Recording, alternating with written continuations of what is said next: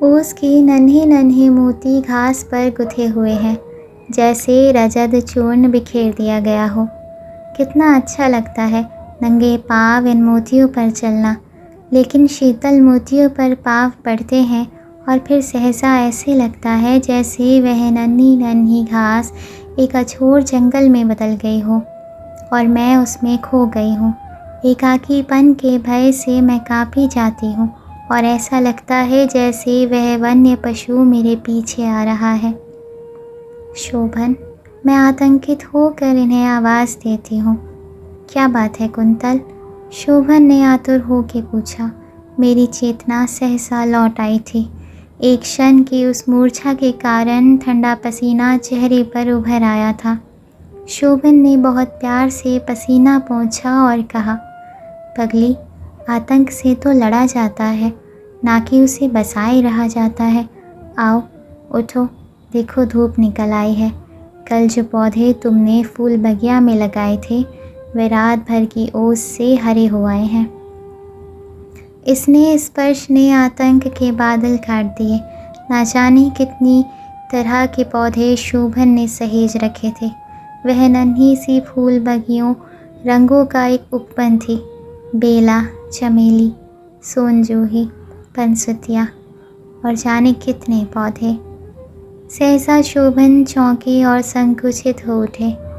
धीरे से बोले, अरे बहुत गड़बड़ हो गई, कोई आ ना जाए। मुझे तो ध्यान ही न रहा। एक क्षण के लिए मैं समझ न पाई कि बात क्या है, और फिर जैसे ही बात समझ में आई एक लज्जा भरी पुलक मेरे रोम रोम में दौड़ गई। शोभन की सफ़ेद कमीज़ पर बाईं और सीने पर सिंदूर का एक दाग था। रक्ताब होकर शोभन मुस्कुराए और बोले, रहने भी दो, मैं नहीं बदलता कमीज़, कोई देख भी लेगा तो क्या होगा। मेरी रोम रोम में पुलक भर गई थी और चेहरे पर जैसे गुलाल पुत गया था। एक नन्ही गौरैया चमेली की लतर से एक पतली शाखा तोड़ने का प्रयत्न कर रही थी। शोभन ने चाहा कि उसे उड़ा दे, लेकिन मैंने उन्हें रोक दिया। उसे ले जाने दो शोभन, वह भी तो अपना नन्हा सा घर बनाएगी। छोटे से औजार से शोभन फूल बगिया के पौधे की मिट्टी नरम करने लगे। मैं गुलदस्ते के लिए कुछ फूल और टहनियाँ चुन लेना चाहती थी, तभी मेरी उंगली में कुछ छुप गया। सुगंधित फूलों के बीच वहाँ एक गंदी झाड़ी सी उगाई थी। उस झाड़ी में फूलों की बजाय कांटे ज़्यादा थे। शोभन, तुमने लगाया है ये पौधा? कितने ज़ोर से कांटे चुभ गए हैं इसके, देखो आकर। मैंने उन्हें पुकारा। वे उत्सुक होकर उधर आए और उस झाड़ी को देखकर बोले, नहीं, ये तो अपने आप उगाई है। तो इसे उखाड़ फेंको शोभन, देखो इसका कांटा कितनी ज़ोर से मेरी उंगली में चुभ गया है। शोभन ने मेरी उंगली अपनी उंगलियों में ले ली। उंगली के सिरे पर रक्त की हल्की सी बूंद चमक रही थी। शोभन ने उंगली को चूम लिया। इस जंगली लतर को उखाड़ कर फेंक दो शोभन, उसने उगते ही हाथ बींध कर रख दिया। शोभन ने मिट्टी नरम करने वाला औजार उस जंगली पौधे की ओर बढ़ाया, फिर सहसा रुक गए।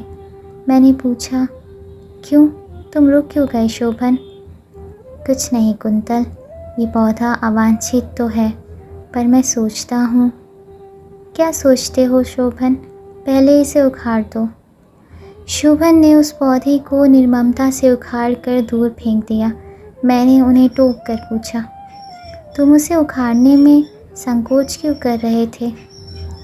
बात यह है कुंतल, एक क्षण के लिए मैंने सोचा, वह भी तो प्रकृति की एक देन है। घर के अंदर अपरिचित गौरैया आ बैठती है तो हम उसे मार तो नहीं देते। मानवीय तर्क से मैं निरुत्तर हो गई, किंतु भावनाएं कह रही थी कि यह सब कुछ अप्रिय था। बल्कि मुझे लग रहा था कि उस जंगली पौधे का वहाँ उगना और उसके कांटे चुभ जाना एक मनहूस घटना थी। शोभन ने कई लतरें बारजे से डोरी लटका कर बांध दी। लतरें उन डोरियों के सहारे बारजे तक चढ़ जाएंगी और उनके लाल सफ़ेद फूल नीले कमरे में झांक झांक कर सुगंध की मुट्ठियाँ बांध बांध कर फेंकेंगे। पूरे 2 घंटे उस फूल बगिया में बीते। पौधे के पीले पत्ते साफ करके मिट्टी मुलायम की गई और हम दोनों ने मिलकर पौधे सींचा। शोभन को अब तैयार होना था विश्वविद्यालय जाने के लिए। उत्साह के साथ चुनकर उनके कपड़े निकाले, सावधानी से उनके बटन वगैरह देखे और उनके नहाने का गर्म पानी रख दिया। मेरे हाथ से तौलिया लेकर वे बाथरूम की ओर मुड़े, फिर रुक गए। शरारत भरे स्वर में बोले, कुंतल ज़रा इधर आना। जैसे ही मैं उनके निकट गई, उन्होंने तौलिए का फंदा मेरे ऊपर डालकर अपनी ओर खींच लिया। मैंने सहम कर कहा, छोड़िए ना, कोई देख लेगा। सहसा द्वार पर आवाज़ आई, शोभन दा। शोभन ने चौंक कर तौलिया अलग कर लिया और 2 कदम पीछे हट गए। वह मीनल थी। अंदर आते आते सहसा लजाकर बाहर चली गई। शोभन ने अचकचा कर उसे पुकारा। मीनल अंदर आई। उसके हाथ में कुछ किताबें थीं। उसने हिचकते हुए कहा, नहीं भैया, मैं तो यूं ही आ गई, कोई काम नहीं था। वाह, ये भी कोई बात होती है। तुम अपनी भाभी से बात करो, मैं नहाए लेता हूँ। लेकिन मैंने सोचा आप चले ना गए हों। अभी से कैसे चला जाता, आज तो क्लास देर से होती है। खैर तू बैठ, फिर साथ साथ चलेंगे। शोभन बाथरूम गए ही थे कि माँ जी आ गई। मैंने लजा कर आंचल सिर पर खींच लिया। माँ ने ध्यान से मेरे माथे की ओर देखा और मुस्कुराई। उनकी आंखों में स्नेह का सागर उमड़ आया। वह बोली, बहू तू कपड़ा तो बदल ले। मीनल भी क्या सोचेगी कि माँ अपनी बहू का ध्यान नहीं रखती। मैं कपड़े बदलने ऊपर चली आई। तन मन में मान भरा हुआ था। पशु का आतंक धुल चुका था और सुख संतोष का सरोवर भर गया था। कामिनी के फूलों की सुगंध नीले कमरे में अभी भरी हुई थी। पलंग के पास नन्ही मेज पर मखमली जिल्द वाली किताब आधी खुली हुई उल्टी रखी थी। पलंग के पास आई तो एक क्षण के लिए कामिनी की गंध में खो गई। पलंग पर बिछी हुई आसमानी चादर मन के आलोड़न की तरह लहरों से भरी हुई थी। सहज प्रतिक्रियावश हाथ आगे बढ़े कि उन लहरों का समतल कर दिया जाए, पर रुक गए। चादर पर कामनी के फूल जहाँ तहाँ बिखरे थे। उनकी उज्ज्वलता धुंधली पड़ गई थी और पंखुड़ियों की कोरों पर पीला कत्थई रंग चढ़ गया था। फूल बटोर कर अंजलि से भर लिए। अंतस में रेशमी गुदगुदी सी भर गई। फूल एक लघु कथा के ऐसे अक्षर थे जिनका उपयोग हो चुका था। उन्हें कामनाओं के जिस आवेग ने मसला था, उनकी कथा उन फूलों में अभी उसकी गंध की तरह शेष थी। फूल फेंके नहीं गए। उन्हें सावधानी से नन्ही सी मेज पर रख दिया, जहाँ वह मखमल से मढ़ी किताब आधी खुली पड़ी हुई थी। माथे पर उसने होठों की गुलाबी आग का स्पर्श किया। वह गुलाबी स्पर्श नशों को गुदगुदा गया। मैं क्षण भर को अपने आप को भूल गई। मेरे रेशमी परिधान को गुदगुदाते हुए स्पर्श वक्ष में समाती हुई अलभय गरमाई और उसका जादू मुझ पर छा गया। अंग अंग में सुबह की शबनम भरने लगी। उनके माथे पर उतर आए बालों में उलझी हुई उंगलियां। खुले पृष्ठ के ये शब्द मैंने अपने आंचल में समेट लिए। सहसा मुझे याद आया कि मुझे कपड़े बदलने हैं। भावुकता के लोक से यथार्थ की ओर लौटकर मैंने जल्दी जल्दी अपने कपड़ों को उलट पलट कर देखा। नीले रंग की ही एक साड़ी निकाल कर पहने हुए कपड़े बदलने लगी। साड़ी उतार कर पलंग पर किसी वृक्ष से छूटी हुई लता की तरह रखने के बाद मैंने सहम कर लज्जावश आसपास देखा। वहाँ कोई नहीं था। बालकनी के दरवाजे के बाहर फैली जूही की लता का एक नन्हा अंकुर जैसे शरारत से अंदर की ओर झांक रहा था। मेरे ठीक सामने उड़सी हुई चादर वाले पलंग के उस नन्ही सी ड्रेसिंग टेबल का दर्पण मुझे घूर रहा था। संकोच की एक लहर मेरी शिराओं में दौड़ गई। अंदर की ओर के दरवाजे पर लगा हुआ पर्दा चुपचाप स्थिर प्रहरी जैसा निस्संग लग रहा था। दूसरी साड़ी की तह मैंने सावधानी से खोली और उसका आंचल कंधे पर ले लिया। एक बार मन में आया कि दर्पण के सामने से हट जाऊं। दर्पण पराया न होकर भी जैसे मेरे एकांत का साक्षी था। कंधे पर पड़े आंचल के नीचे जो कुछ अनावृत हुआ, उसकी स्निग्ध धवलता में नन्हे नन्हे दो नीले स्मृति चिन्ह किसी शरारत की तरह मुझे गुदगुदा गए। बाएं कंधे के नीचे बने हुए दो नील चिन्ह दो पल के लिए मैं आसक्त आँखों देखती रह गई। तभी मैं चौंक कर लगभग चीख पड़ी।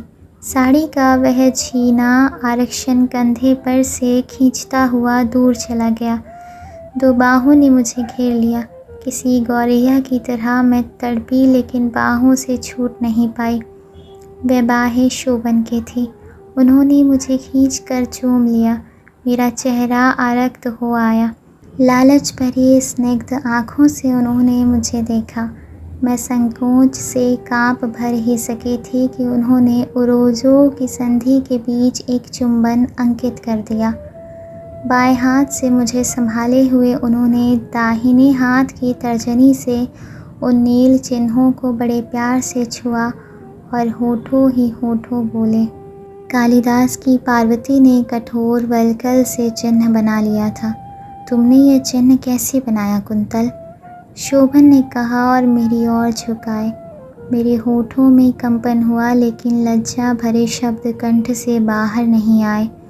शोभन ने मंद स्वर में फिर कहा, ठहरो नील चिन्ह, केवल एक और ही अच्छे नहीं लगेंगे, इन्हें दूसरी ओर भी उभर आने दो। उनका चेहरा मेरे कंधे के करीब आया। उनके होठों का स्पर्श हुआ और फिर सहसा एक चित्कार मेरे होठों से बरबस ही फूट गया। शोभन ने दूसरी कंधे के नीचे भी वैसे ही चिन्ह अंकित कर दिए थे। मैं खड़ी नहीं रह पाई, उनकी बाहों में लता की तरह झूल गई। मुझे लगभग उठाकर उन्होंने सलवट भरे उस पलंग पर डाल दिया। कामनाओं के उस जंगल में पक्षियों का एक जोड़ा भटक गया। निकटता के अतिरिक्त दूसरा विकल्प नहीं था। विवश ही दो शरीर आवेग के उस सरोवर में डूब डूब गए। हल्की सी हवा का एक झोंका बाहर बालकनी की ओर जैसे एक थपकी दे गया। चौंक कर शोभन अलग हुए। उन्होंने इधर उधर देखा, वहाँ कोई नहीं था। मेरी ओर देखकर वे फिर मुस्कुराए। जब मैं नीचे आई, लाज के वह रक्ताब बादल चेहरे पर घिरे हुए थे। प्रयत्न के बाद भी मैं सहज नहीं हो पाई। मीनल नीचे फूल बगिया में थी। उसके पास तक जाने के पहले एक बार फिर अपनी लाज को समेटना पड़ा। निकट पहुंची तो पाया कि मीनल बेली और गुलाब की झाड़ियों के बीच उगे उस कांटेदार जंगली पौधे को घूर रही थी। अरे, ये ऐसे ही उगाया मीनल, जाने कितनी बार मैंने इसे उखाड़ कर फेंका, लेकिन यह फिर वही उगाता है, मैंने कहा। मीनल हंसने लगी और मुझे ऐसा लगा कि उसे इस बात की तनिक भी परवाह नहीं हुई। शोभन तैयार होकर बाहर आ गए। उन्होंने आवाज़ दी, आओ मीनल चलें। बहुत देर प्रतीक्षा करनी पड़ी ना। शोभन मेरी और हल्के से मुस्कुरा कर चले गए। मीनल भी चली गई। मैं बेले और गुलाब के बीच उगे उस जंगली पौधे को घूरती खड़ी रह गई। हवा और धूप से बेखबर उलझी हुई उन झाड़ियों के बीच उगा ये कांटेदार जंगली पौधा मेरे दिमाग से उतरता ही नहीं। कमरे में बेले, चमेली और जूही के फूलों की गंध भरती है, तो साथ ही उंगली में जहाँ उस जंगली पौधे का कांटा चुभा वहीं एक टीस पैदा हो जाती है। बेले और गुलाब की उलझी हुई शाखाओं के बीच यह गलत पौधा बार बार उगाता था। कितनी बार मैंने उसे उखाड़ कर फेंका था। मुझे ऐसा लगता जैसे वह पौधा धूर्त और सिद्धि हो आया था। शोभन से शिकायत करती तो वह मुस्कुरा कर उठते थे और मन में कभी कभी आशंका उठती है कि उस पौधे के उगने के जिम्मेदार शोभन है। शोभन शाम को बहुत देर से लौटे तो थके हुए भी थे। पता चला कि सारे दिन व्यस्त रहे थे। उनका सिर भी कुछ भारी था। खाना खाने के बाद लेटे तो मैंने देखा कि उनकी मुस्कुराहट में क्लांति है। कितनी मेहनत करते हैं, मैंने मन में सोचा और धीरे धीरे उनका सिर सहलाने लगी। अचानक उन्होंने कहा, मीनल के भाई की शादी है लखनऊ में, उसने निमंत्रण दिया है, दोनों को बुलाया है। मैं सोचता हूँ तुम हो आओ। और तुम? कुंतल, मैं बहुत व्यस्त हूँ, एक पत्रिका का विशेषांक संपादित करना है, उसे छोड़ नहीं सकता। वहाँ जाऊँगा तो कई दिन बर्बाद हो जाएंगे। तुम चली जाओ, ऐसी क्या बात है? नहीं, ये नहीं हो सकता शोभन, मैं अकेले नहीं जा सकती। किंतु दूसरे दिन मीनल स्वयं आ धमकी। मैंने जब उससे कहा कि शोभन नहीं जाएंगे इसलिए मैं भी नहीं जा सकती, तब वह उदास हो गई। भागती हुई शोभन के पास पहुंची। अंततः शोभन और मीनल दोनों जीते। मीनल के निमंत्रण पर केवल मुझे ही जाना पड़ा। शोभन ने निर्णय किया। शोभन का निर्णय था, उसे टाला नहीं जा सकता था, या ये कहूँ कि टालने का साहस न बटोर सकी। बेमन 2-4 कपड़े एक छोटे से अटैची में रखे। तैयारी में मन नहीं लगा। कभी घर इनको अकेले छोड़ा नहीं था। मन थोड़ा छोटा होने लगा। हार कर दोबारा शोभन के पास गई। मैं तुम्हारे भी कपड़े रख रही हूँ, 1-2 दिन के लिए चलना क्या मुश्किल है? चेंज हो जाएगा, तुम हो आओ, बात मानो, उन्होंने दृढ़ होकर कहा। इस दृढ़ता का अर्थ ठीक ठीक समझ में नहीं आया। मन उदास हो गया। भारी मन से मैंने कहा, फिर रहने दो शोभन, मैं भी नहीं जाती। उनका निर्णय नहीं टला, मेरा टल गया। रात को लखनऊ जाने वाली गाड़ी पर बैठाने के बाद प्लेटफॉर्म की भीड़ से दूर होते जाते शोभन के हिलते हुए रुमाल को मैंने देखा तो जाने कैसा कैसा लगने लगा उड़कर उस रुमाल को छू लूँ। लेकिन ट्रेन बत्तियों से भरे अंधेरों में निकल गई। बहुत देर तक शहर की दूर होती जाती बत्तियाँ और वे लाल पीली हरी रोशनी के धब्बे धूमिल पड़ते देखती रही। एक बार ऐसा भी लगा जैसे अंधेरे के दूर होते हुए ज्योति बिंदुओं में कोई अर्थ, कोई संकेत भी है, लेकिन वह संकेत पढ़ा नहीं जा सका। शहर से बाहर अनजाने अंधेरे में भागती हुई ट्रेन की एक रस गति में जाने कैसा उदास संगीत था। खिड़की से हटकर मैं फिर डिब्बे के अंदर सीमित जीवन में डूब गई। मीनल ने मुझे देखा तो भावेश से लिपट गई। फिर उसने पूछा, शोभनदा नहीं आए? मैंने जो उत्तर दिया वे संभवतः उसने सुना नहीं। शादी से भरे पूरे परिवार की भीड़ में उस समय मैंने उतने ध्यान से मीनल का चेहरा नहीं देखा था, किंतु अब सोच सकती हूँ कि औपचारिकता की उस परत के नीचे मीनल के चेहरे पर अवश्य ही कुछ विशेष रेखाएं उभरी होंगी। एक नौकर को सामान उठा लेने का आदेश देते हुए मीनल बोली, मैं तो कल से इंतज़ार कर रही थी तुम्हारा, चलो देर से ही सही, आ तो गई, शोभनदा भी आ जाते। वे सारा दिन व्यस्तता में बीता। विवाह की रस्में निभाई जाती रहीं और गाने बजाने से लेकर हंसने खाने तक सारा दिन कैसे बीत गया पता ही नहीं चला। मीनल ने बिल्कुल एकांत कमरे में मेरे सोने का प्रबंध किया था। एकांत में आते ही बीतने वाले क्षणों की अवधि लंबी हो गई। बार बार उनकी बाहों का कसाव याद आ जाता। नीले कमरे में झांकती हुई रात रानी की टहनी आँखों के सामने तैर जाती। कब सोई ये पता नहीं। दूसरे दिन अभी नहाकर मैंने कपड़े बदले ही थे कि मीनल पुलक से भरी हुई अंदर आई। कुंतल, बोलो मेरे हाथ में क्या है? जाने कितने अनुमान लगाए लेकिन सब गलत। सच तो ये है कि यदि एक भी अनुमान मैं ठीक लगा सकी होती तो यह कथा किसी और ही रूप में लिखी गई होती। बहुत खिजाने के बाद मीनल ने मुझे जो दिया उसका अनुमान सचमुच मैं नहीं लगा सकती थी, और यही कारण है कि उसे पाकर मुझे गहरा सुखद आश्चर्य हुआ था। वह शोभन का पत्र था। संभवतः उसी रात लिखा गया था। जिस रात मैंने प्लेटफॉर्म पर लगातार दूर होता हुआ उनका रुमाल देखा था। मुझे लगा जैसे वह रुमाल ही उड़ता हुआ हाथों में आ गिरा हो। मीनल को उसी क्षण किसी ने नीचे बुलाया। मुझे बहुत अच्छा लगा कि एक सहज एकांत अनायास मिल गया। वह पत्र अभी ठीक उन्हीं तहों में कागज़ों के बीच मिला था।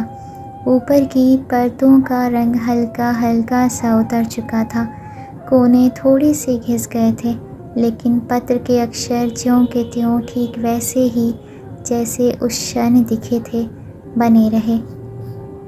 कुंतो, ट्रेन जब चली और खिड़की से बाहर नीचे लटका हुआ तुम्हारा हाथ विदा की मुद्रा में किसी बिंधे हुए पक्षी के पंख की तरह फड़फड़ाने लगा, तो अकस्मात मेरा मन बिलखने सा लगा। मैं जानता हूँ कि इस बार मैं ज़रा सा तुम्हें मना करता तो तुम लखनऊ जाना रोक सकती थी, लेकिन मैं जानता था कि इधर मैं जिस मन स्थिति में था उसमें मैं तुम्हें बार बार दुखी करता, और मीनल, केवल मीनल इस समय तुम्हें संभालने में समर्थ है। मेरा सारा मोह बार बार कहता था कि मैं तुम्हें रोक लूं, पर पिछले 1 महीने मीनल के जो पत्र कलकत्ते से आए उनके कारण तुम बेहद थक कर चूर हो चुकी थी, और मेरा यह अंतर मंथन भी तुम्हें झेलना पड़ता तो तुम निश्चित ही बीमार पड़ जाती। लेकिन तुम सामने थी ना। मेरी विहलता भी मानो मचली हुई थी। ज्यों ही ट्रेन चली और मैं अकेली रह गया कि मुझे लगा कि जैसे कुछ भी तो नहीं हुआ मुझे। ट्रेन चली गई, प्लेटफॉर्म खाली रह गया और मैं डाल से डाल में अटक कर गिरते हुए पीले पत्ते की तरह ठहर ठहर कर गेट की ओर बढ़ने लगा। गाड़ी निकाली, कॉफ़ी हाउस आया, एक प्याला कॉफ़ी पी। इतने में मानिक मिले। मानिक ने कहा कि जबलपुर से चंदन बेबिया के पति आए हैं। बेबिया को कुछ ऑपरेशन होने वाला है, खतरनाक सा। मैं बहुत चिंतित हुआ। तुरंत गाड़ी भगाता हुआ अस्पताल पहुंचा। कहीं कुछ ना था। बेबिया प्रसन्न थी और मुझे देखकर खिल उठी थी। चुपचाप अकेली पड़ी थी। बड़ी भाभी उनका सिर दाब रही थी। बगल में पालने में बच्चा पड़ा था। बच्चे की कलाई में एक चूड़ी पड़ी थी जिस पर उसके पिता का नाम लिखा था। बेबिया मुझे देखते ही बोली, कहो कुंतल के गुलाब, तुम्हारी पटरानी कहाँ है? हमने जब बताया कि महाराज हर्षवर्धन की महारानी को महाराज हर्षवर्धन की प्यारी बहन राजश्री भगा ले गई तो बेबिया और भी प्रसन्न हुई। जब मैंने बताया कि उनकी मीनल के लिए एक लड़का जबलपुर में देखा गया है और वो सबको पसंद आया है, तब बेबिया और भी पुलकित हुई और बोली, हमसे मिलने कुंतल कभी जबलपुर नहीं आई, पर अब अपनी प्राण प्रिय सखी से मिलने जबलपुर आएंगी। कुंतल पर तो उनकी प्राण प्रिय सखी का अधिकार है, यह उसके पास ठहरेगी, पर मेरा अत्यंत लोभी तथा छोटा भाई मुझे छोड़कर कहाँ ठहरेगा। अस्पताल में शाम हो गई थी। मैं लौटा तो सिविल लाइंस में परेश भैया, उनकी पत्नी और चुन्नी बीबी मिल गए। सभी बहुत ज़िद करते रहे साथ चलने को, पर मैं नहीं गया। बहुत इच्छा थी अस्पताल से सीधा घर जाऊं, और बस ख्याल आते ही पता नहीं क्यों मन स्थित जो हल्की हुई फिर बेहद भारी हो गई। इस स्थिति में देव बाबू से भेंट हुई।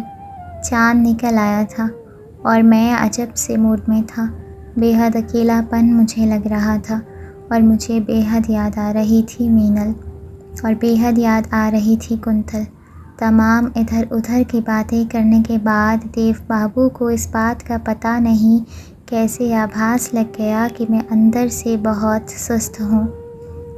उसने तुरंत पूछा, कुंतल अपनी सखी के साथ चली गई है क्या? मैंने बताया हाँ, तो देव बाबू रात 11:30 बजे तक मेरे साथ टहलता रहा और बहुत सी बातें होती रहीं। अपने सुस्त और उदास होने के कितने झूठ मूठ के कारण मैंने उसे बताए होंगे। लौट कर आया तो इतना थक चुका था कि कह नहीं सकता। अन्ना कैरेनिना के 25-30 पृष्ठ पढ़े और सो गया। रात को बेहद ठंड थी पर गहरी नींद आई। सुबह 5 बजे ही नींद खुल गई। उठा, मुंह धोया, सोचा डायरी लिखूं पर नहीं लिखी। 7 बजते बजते मोटर स्टार्ट की और चल दिया। कहाँ मुझे नहीं मालूम। बस गाड़ी चलती जा रही थी और मैं दरवाजे से टिक शिथिल बैठा था। गाड़ी कानपुर रोड पर चली, खुशरोबाग रोड पर चली, चौक की ओर मुड़ी, खुलदाबाद के दोनों फाटक पार किए और डफरीन अस्पताल के गेट में मुड़ गई। पर इस समय मरीज़ों से मिलने का समय तो नहीं है। मैं करूँगा क्या? और बिबिया के पास शीला इधर क्यों आई? अभी तो कल शाम को मिलकर गया हूँ, इस समय मिल ही नहीं सकता। मिलूँगा भी तो बात क्या करूँगा? पर अस्पताल के अंदर बेवक्त गाड़ी लाकर लौटा ले जाने से भी तो कोई लाभ नहीं। मैं बिबिया के बेड की ओर बढ़ा तो देखा बिबिया चादर ओढ़े पड़ी थी। देखते ही मधुर मुस्काई, बोली पास आओ। पास जाने पर बहुत धीमी आवाज़ में बोली, कहो शोभन, कुंतल चली गई तो आज सुबह उठकर चाय पीने चले आए हो? तुमने संतोला समझ रखा है क्या? मुझे चवन्नी वसूल कर लोगे चाय के लिए? मैं तुम्हारे लिए एक पैसा नहीं खर्च करूँगी, समझे? लालजी और छूटे भाईजान। मैं चुपचाप हंसता रहा। फिर बेबिया बोली, सुबह 5 बजे से तुम्हारी बातें हो रही हैं। किससे? हमने पूछा। संतोला से। वह रात को बिबिया के पास रही थी और सवेरे से उठकर दोनों बतिया रही थी। मैं कुछ कहूँ कि पीछे के दालान से मुंह हाथ धोकर आंखें पूछते हुए संतोला कमरे में मुझे देखकर हंसी। सिर्फ इतना कहा, उस दिन शाम को तुम्हें आना नहीं था तो कह क्यों गए थे? सारी शाम सब लोग तुम्हारा इंतज़ार करते रहे। मैंने कुछ जवाब नहीं दिया। 10 मिनट हो गए थे। मैं कमरे के बाहर चला आया। संतोला से कहा, चलो बाहर बात करेंगे। बाहर आए। अब इसके बाद की बातें तुम्हें लिख रहा हूँ। ये वह बातें हैं जो एक पात्र ने मन में कहीं पर दूसरे ने अच्छी तरह सुन ली। दालान की सीढ़ियों से उतरते हुए शोभन और संतोला। संतोला ने कहा, कहो शोभन, कुंतल गई तो अब फुर्सत मिलने लगी। जानती हूँ कि उसमें डूब गए हो। शोभन, नहीं संतोला, मैं बहुत अभिशप्त हूँ। डूब पाता कहीं किसी में पूरी तरह तो बहुत चैन मिलता। बहुत कुछ उसमें डूब चुका है पर कुछ नहीं डूबा तो नहीं डूबा। नहीं संतो, इस बार जानबूझकर मैं कम आया। संतोला, अच्छा किया। ज़्यादा आकर भी क्या होता?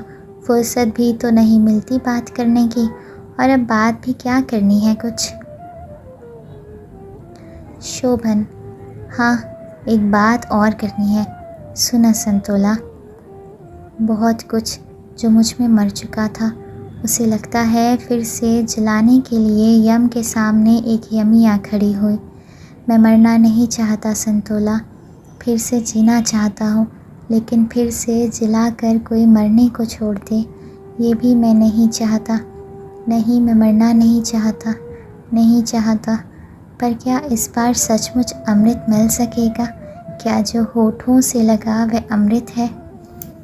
संतोला जैसे मेरे मन का भाव समझ जाती है, बहुत ममता से डूबी हुई आवाज़ में पूछती है, क्या बात करनी है शोभन?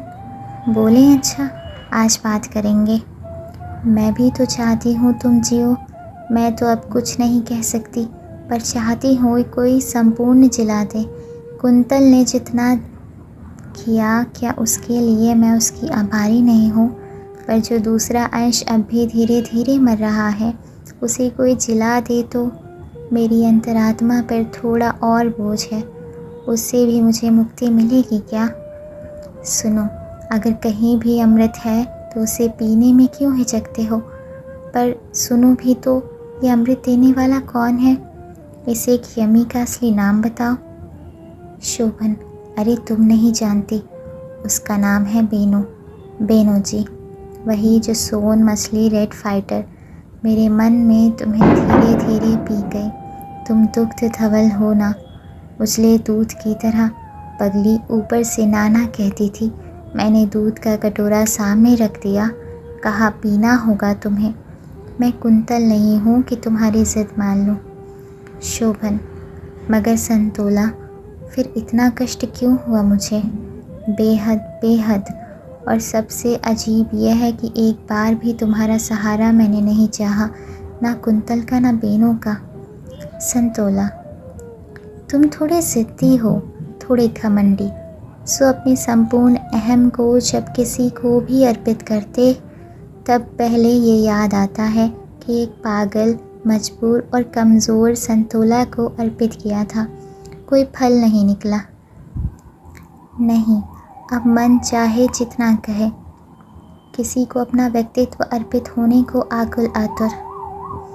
फिर तुम्हें याद आता है मेरा पराजित व्यक्तित्व जिसे तुमने पूजा था, और तुम खींच, कटुता, विषाद, खिन्नता और अंत में आंसुओं में फूट पड़ते हो। पर अब बस करो, एक बार और विश्वास करो, दे डालो ना अपने को।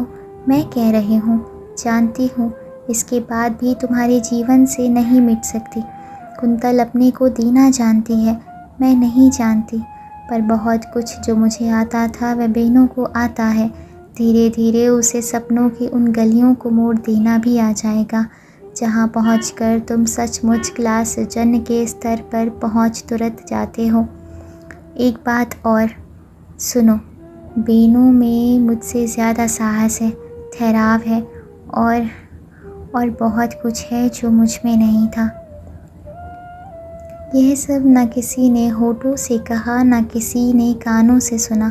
छोटे छोटे वाक्य प्रकट में बोलकर बाकी ये सारी बातें मन में होती रही। इतने में शन्नो आई और उसने बताया कि जबलपुर से जीजा आए हैं। मैं तुरंत गाड़ी लेकर घर गया। संतोला गाड़ी पर जाने को राज़ी नहीं होती थी। तुम्हारा कुछ भरोसा नहीं, किस मोड़ पर किधर गुम जाओ और भटकते रहो। तुम रद्दी किस्म के ड्राइवर हो। खैर, मैंने उन्हें गाड़ी में ठूंसा और बीच चौक में से होकर उन्हें घर पहुंचाया, और रास्ते में कोई बात नहीं की। वे पीछे की सीट पर बैठी थी और मुझे बार बार यह लगता था, आगे की सीट पर मेरे बार बार संकेत करने पर भी, कि पीछे संतों के पास बैठो। बेनो जी गोल्ड फिश रेड फाइटर आराम से सामने की सीट पर बैठ गई हैं और अपने रूखे रूखे केश झुला रही हैं और बड़े गुमान से कह रही हैं, मैं तो सबके दुलारी हूँ, तुमसे डरती थोड़ी हूँ शोभन। ज़्यादा मुझे डांटोगे, फटकारोगे तो कर दूँगी तुम्हारी शिकायत कुंतल जी से। मैं चुपचाप बेनो जी के इस व्यवहार से कुछ हार कर, कुछ खींच कर, कुछ मन ही मन प्रसन्न होता हुआ चुपचाप गाड़ी चला रहा हूँ। अतरसुइया पार कर ली, अब चौड़ी सड़क आ गई है। मैंने गाड़ी रोकी कि भैया मिले। भैया से बातें होती रहीं। घर पहुँचा तो जीजा मिले, बेहद प्रसन्न। भाभी ने कॉफ़ी बनाई थी। कॉफ़ी और जलेबी का नाश्ता हुआ। मैं लौटा तो मन शांत था। कॉफ़ी हाउस गया, घर आया तो मैं खत लिखने बैठा। 2:30 बजे हैं। कुंतो, मेरी अभिन्न मित्र, मेरे साथिन, मैं चाहता था कि कुछ दिन अकेले रहकर अपने सारे जीवन का पुनर्मूल्यांकन करूँगा, अपने में बिल्कुल डूब कर। लेकिन लगता है अब मैं अपने से भी बातें करूँगा तो वह बिना तुम्हारे माध्यम के नहीं कर पाऊँगा। तुमसे बातें करता हूँ तभी अपने को समझ पाता हूँ। अच्छा, एक काम करो जिसके लिए मैं बेहद उत्सुक हूँ। कामकाज, उत्सव, समारोह से ज़रा सा अवकाश मिलने पर थोड़ी देर के लिए बेनों से मिलने की कोशिश करो और उससे निम्नलिखित संदेश कह दो। सुनो बेनो, मेरे मन की दुविधा अब समाप्त है। अब मैं फिर पहले जैसा हूँ, गंभीर अथाह समुद्र की भांति, और उस अथाह समुद्र में एक गोल्ड फिश रेड फाइटर कल्लोल कर रही है और समुद्र अपनी विशाल लहरों जैसी बाहों में समेटे हुए सारी विपत्तियों से उसे अभयदान दे रहा है। एक अजीब तूफ़ान ने जो समुद्र को झकझोरने की कोशिश की, उससे समुद्र हारा नहीं, अंत में विजयी साबित हुआ। हाँ, तूफ़ान के कारण समुद्र में जो विक्षोभ हुआ, उससे समुद्र के अंतराल में कब से डोलती हुई कई चीज़ें सतह पर आ गई। उनमें से कुछ काई और सिवार हैं, कुछ रत्न, मुक्ता और अमृत। काई और सिवार अपने आप गल जाएंगे, बहुत कुछ गल गए। मुक्ता, रत्न और अमृत सभी को अर्पित है तुम्हारे माध्यम से। अच्छा सुनो, वहाँ खूब प्रसन्न रहना, सबको खूब प्रसन्न रखना। मीनल को मेरा आशीर्वाद कहना। तुम्हारे साथ पिताजी क्या मीनल को भेज रहे हैं?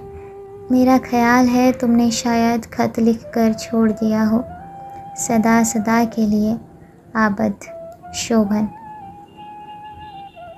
कैसी तन्मयता थी इन शब्दों में, सदा सदा के लिए आबद।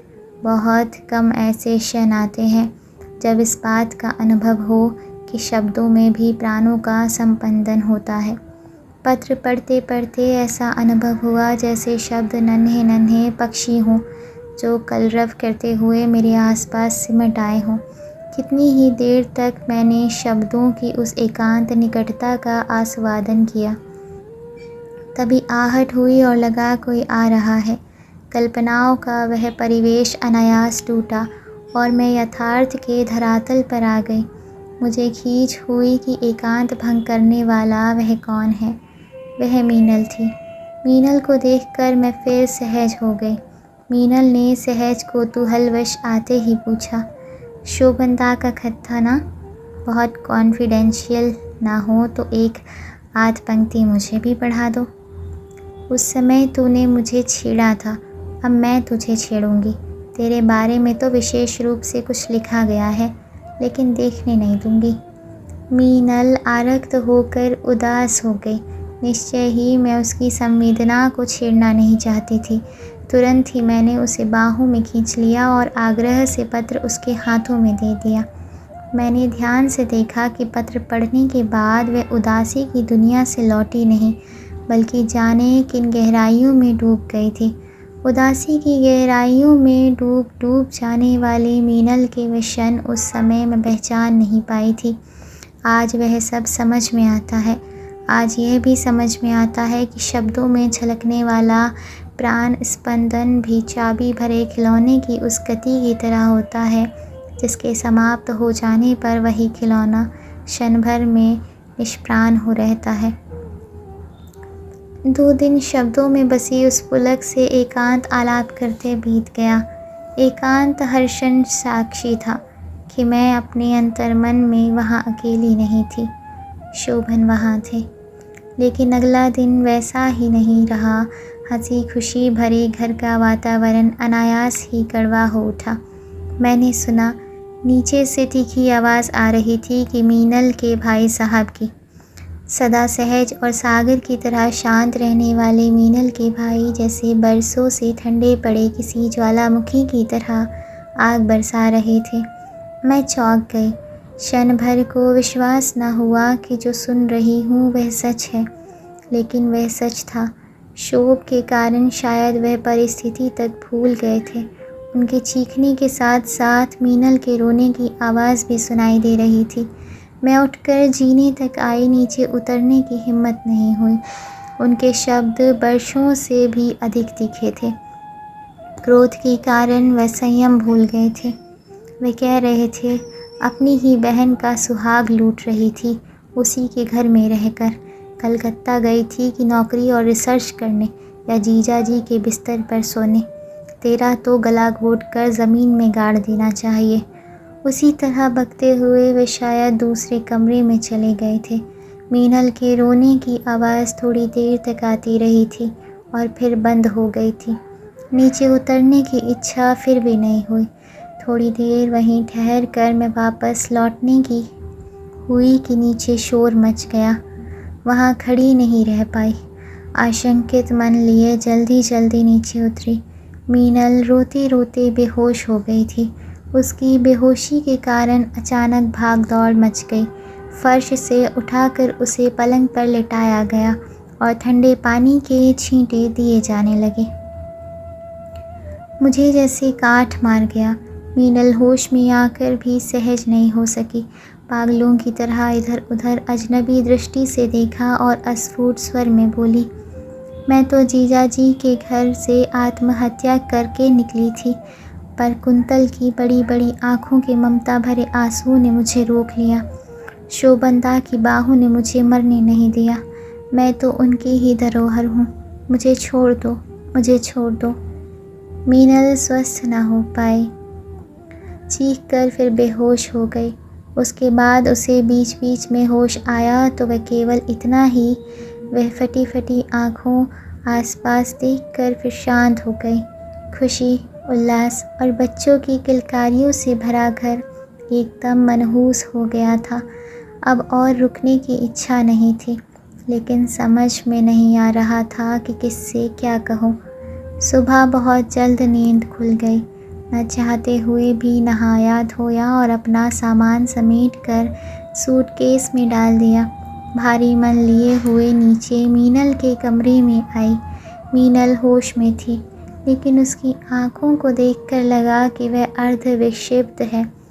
डॉक्टर ने बिल्कुल सुबह ही आकर कुछ दवाइयाँ दे दी थी। मीनल की हालत देखकर मन और भी खिन्न हो गया।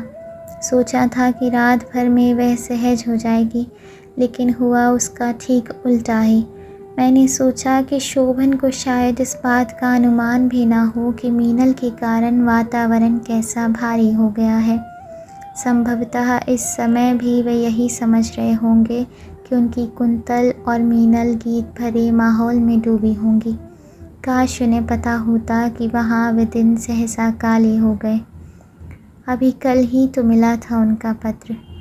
मैंने कल रात एक पत्र स्टेशन पर जाकर डाला था और एक सुबह। उम्मीद है उनमें से एक पत्र मिल चुका होगा और एक शायद इस खत के साथ मिले। वह पत्र जिसमें मेरा एक गोपन संदेश है और मीनल के नाम एक पत्र। मीनल के नाम पत्र। काश मीनल पत्र पढ़ने लायक मन स्थिति में होती। हल्के से करहाती है और फिर अचेत हो जाती है। इससे अधिक उसे होश ही कहा। शोभन ने लिखा है। मन बेहद उदास होने लगा। ज्यों ही उस कमरे में उसी प्रकार लेटा जैसे सोमवार की रात बिल्कुल जागते हुए काटी थी। शोभन के शब्दों का संसार, काश मीनल भी उस संसार की एक झलक ले सकती। घने अंधेरे में जाती हुई मशाल और रक्त कमल, कौन जाने केवल रेत का घर हो और लाल कमल, जाने दो उसकी बात। फूल को मुरझाने से बचाने के लिए जो कुछ मुझ में बच गया है वह सब बाजी पर लगा दूंगा, बल्कि वह खिला रहे, झोंकों में झूमता रहे। इससे भी असफल हुआ तो शायद बाजी बिल्कुल हार जाऊंगा, हमेशा के लिए पराजित, अपमानित, खोया हुआ, चुप, और लिखना छोड़ दूंगा। क्या लिखना छोड़ा जा सकेगा? तुम तो कुंतल तब भी मुझे प्यार करोगे ना, जब मैं बड़ा लेखक नहीं रहूँगा, अत्यंत सशक्त व्यक्तित्व, वैभव, स्मृति, तेज वाला व्यक्ति नहीं रहूँगा। रक्त कमल को खोकर मैं किस बुरी तरह टूट जाऊँगा ये मैं कल्पना नहीं कर पाता। और अक्सर ऐसा होता है कुंतल, जिसके लिए टूटो वह कभी तुम्हें संभालने नहीं आता। रक्त कमल यानी मीनल। क्या शोभन को यह पता होगा कि वह यहाँ अचेत है, टूटी और हारी हुई? और अगर मालूम हो तो क्या उसके अंतर का भी सब कुछ टूट जाएगा और पराजित हो जाएगा? लेकिन इस टूटन से ही क्या केवल रक्त कमल जुड़ सकती है? सहसा अपनी फूल बगिया से लौट जाने की एक तीखी अनिवार्यता मुझे महसूस होने लगी। लगा जैसे वहाँ कुछ है जिसे चलकर तुरंत अपनी अंजुरियों में समेट लेना होगा, और इसमें थोड़ी सी भी देर असहाय ही नहीं बल्कि किसी सीमा तक घातक भी होगी। लेकिन यहाँ परिवेश एक ऐसी उलझन की तरह था जिसमें सहज होना कठिन था। किससे और किन शब्दों में कहा जाए कि मेरा मन अपने संसार में लौटकर उसे आंचल में भरने को हो आया है। रक्त कमल के फूल को मुरझाने से बचाने के लिए जो कुछ मुझ में बच गया है वह सब एक बार बाजी पर लगा दूंगा ताकि वह खिला रहे, झोंकों में झूमता रहे। इसमें भी असफल हुआ तब शायद बाजी बिल्कुल हार जाऊंगा, हमेशा के लिए पराजित, अपमानित, खोया हुआ, चुप और लिखना छोड़ दूंगा। कहाँ तक लड़ूंगा, कहाँ तक अपने आप को टूटने से बचाऊंगा। वहाँ रक्त कमल के टूटने के साथ साथ जिसके टूटने का डर था वही तो है मेरा संसार। उसको इस तरह टूटते हुए छोड़कर जाने वहाँ पर मेरे अपने संसार में कब तक कुछ जुड़ा रह सकेगा।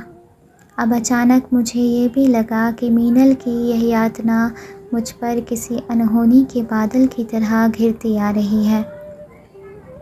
घुटन और बेचैनी धीरे धीरे इतनी अधिक बढ़ गई कि मुझे लगा कि जैसे मेरा दम घुट जाएगा। शाम तक सारा दिन किसी बेअमान रेगिस्तान की तरह थक थक कर पार किया। शाम को नौकर ने आकर एक और खत दिया। कमरे में उदास धुंधल का घेर आया था। चाहकर भी रोशनी जलाने की इच्छा नहीं थी। पत्र हाथ में लिए देर तक नन्हे अक्षरों में लिखा पता देखती रही। बार बार ऐसा लगता जैसे इसमें कोई भूल हो या जैसे एक नाम काट कर दूसरा नाम लिख गया हो या जैसे वह संबोधित किसी और को था लेकिन भटक कर कहीं और आ गया। उसे मैं आशंका नहीं कह सकती, लेकिन वहाँ द्वंद्व था। उस द्वंद्व की परिभाषा देना कठिन है। हाँ, एक निराकार मन अवश्य था। अपने आप को समेट कर उठी और बत्ती जलाई। नितांत असंतृप्त होकर पत्र खोल डाला। मुझे इतना नहीं बांध लेना चाहिए था अपने आप को कुंतल से कि आज मेरा मन कर रहा है कि एकदम हौल डोल बांधूं और टिकट लेकर चल दूं। कल शाम कटरे का रामदल निकला था और सारे क्षेत्र में सैकड़ों लाउडस्पीकरों पर चारों ओर से गीत बज रहे थे। बेहद सन्नाटा और ठंड थी। मैं रात को स्टेशन जाकर तुम्हें खत छोड़कर लौटा था। कल दिन को मैंने 2 गैलन पेट्रोल भराया और दिन भर गाड़ी चलाई। कम से कम 50 मील तो दौड़ाई होगी, मनौरी से धरवई तक। बेकार बेतहाशा उसकी बेहद थकन थी और नौकर भी मेला देखने गया था। जितना खाली घर था उससे भी ज़्यादा अथाह खालीपन और उदासी अंदर थी। मैं ऐसा पराधीन निर्भर क्यों होता जा रहा हूँ? ऐसा तो कभी नहीं था, अब और नहीं, और ज़्यादा बिल्कुल ही सहन नहीं होगा। पत्र के पीछे एक दूसरा पत्र भी था, लेकिन उसे देखा नहीं। अपने को संबोधित पत्र में जो मुट्ठी भर आश्वासन मिल पाया था उसे मैं यत्न से सहेज लेना चाहती थी। पराधीन और निर्भर तो शोभन से अधिक मैं थी। मीनल को होश आ गया था, लेकिन मन से वह बिल्कुल ही स्वस्थ नहीं थी। ऐसा लगा जैसे उसे मुझे पहचानने में भी कठिनाई हो रही है। साहस करके मैंने उसके माथे पर हाथ रख दिया। मेरी हथेली थोड़ी देर वहाँ रही, फिर उसके चेहरे पर एक खिंचाव उभरा और आँखों की कोर से कनपटी तक आंसुओं की एक रेखा खिंच गई। अपना कांपता हुआ हाथ बढ़ाकर उसने मेरी हथेली थाम ली। बोली कुछ नहीं, और फिर अचानक मैंने देखा मेरी उंगलियों में वह कुछ टटोल रही थी। मेरी उंगली से पड़ी हुई वही मीने वाली अंगूठी उसने उतारी और खींचकर अपनी हथेली में दबा ली। एक क्षण के लिए मैं अवसन्न हो गई। मुझे लगा जैसे नीले कमरे के छज्जे से मुझे किसी ने अपनी फूल बगिया में ढकेल दिया है और फूल बगिया में मेरे चारों ओर फूलों की बजाय जंगली कांटेदार झाड़ियाँ हैं और उन झाड़ियों से ना जाने कितने अमानवीय चेहरे लगातार मुझ पर हंस रहे हैं। मैं सिहर उठी।